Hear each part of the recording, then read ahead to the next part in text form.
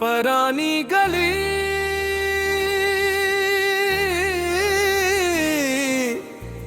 का खामोश किताब फरोश।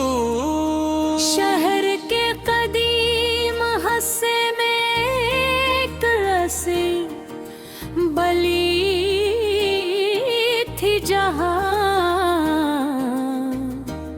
वक्त जैसे आहिस्ता चलता कैदों से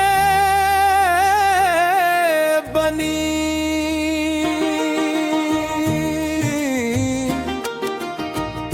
दीवारां लकड़ी की खिड़कियां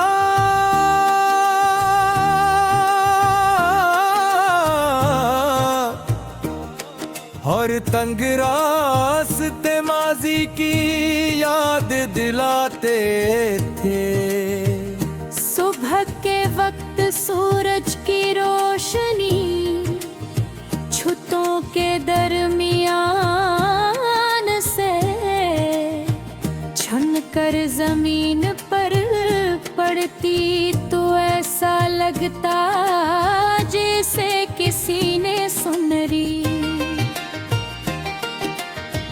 धागे बिछा दिए हूँ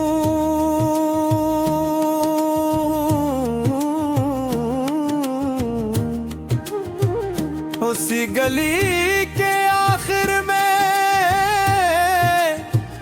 एक छोटी सी किताबों की दुकान थी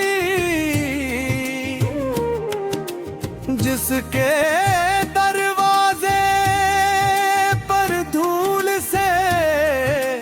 ढका हुआ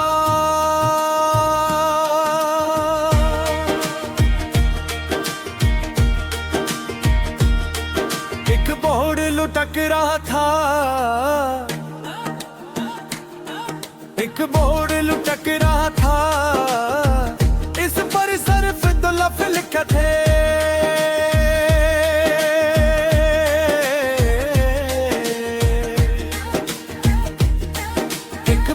लुटक रहा था इस पर सिर्फ दो लफ्ज़ लिखे थे। इतांका में एक बूढ़ा शख्स था जिसे सब बाबा हनीफ कहते थे। इसकी सफेद दाढ़ी सादा लिबास और नरम मुस्कुराहट अनान वाले को अपनाइयत का एहसास दिलाती थी। किताबों की गर्द साफ करता फटे हुए सफ़हात जोड़ता और से शिल्फ तरतीब देता रहता हैर की बात। एक खुश चेहरे पर कभी बेजारी नजर नहीं आती थी। एक खज़ां की दोपहर में मैं इस किताब में दाखिल हुआ। अंदर दाखिल होते ही पराने कागज स्याही की खुशबू ने इस्तकबाल किया। चारों तरफ किताबें थी, कुछ नई कुछ बेहद पुरानी, कुछ के सरवार पट चुके थे और कुछ पर वक्त की गर्द जमी हुई थी।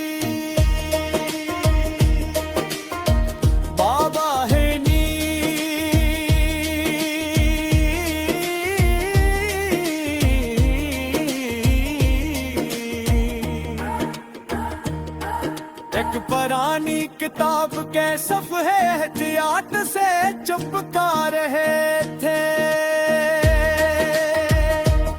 मैंने सलाम किया, इन्होंने मुस्कुरा कर जवाब दिया और मेरे लिए एक लकड़ी की कुर्सी खींच दी। मैं बेखुदा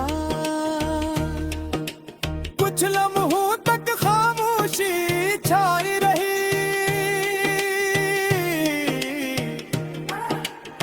सिर्फ दीवार पर लगी घड़ी की मदम रुक कक तो के सुनाई देती थी। फिर मैंने पूछा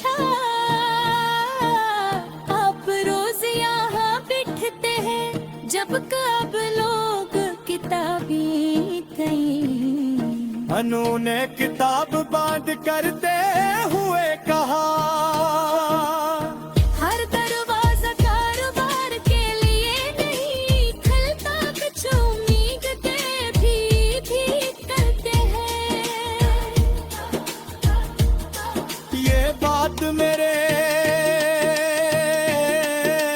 दिल में तर गई।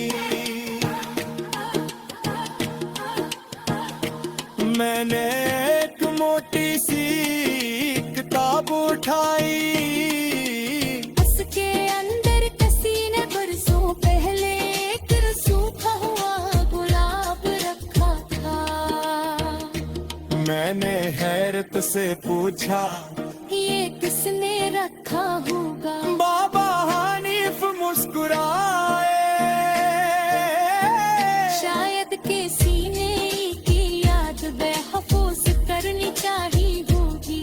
फिर आस सदा से बोले, किताबी सरफिलफाज नहीं संभालते, जज्बात भी संभालते। दोपहर गुजर लगी, इस दौरान एक छोटा लड़का दुकान में आ,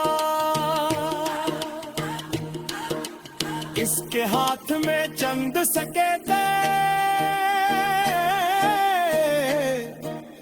इसने झिझकते हुए पूछा, दादाजी क्या उन पैसों में कोई कहानी मिल सकती है?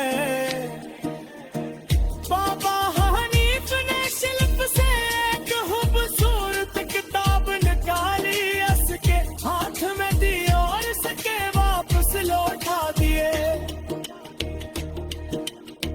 लड़का हैरान हो गया, मैंने पूछा आपने पैसे क्यों नहीं लिए?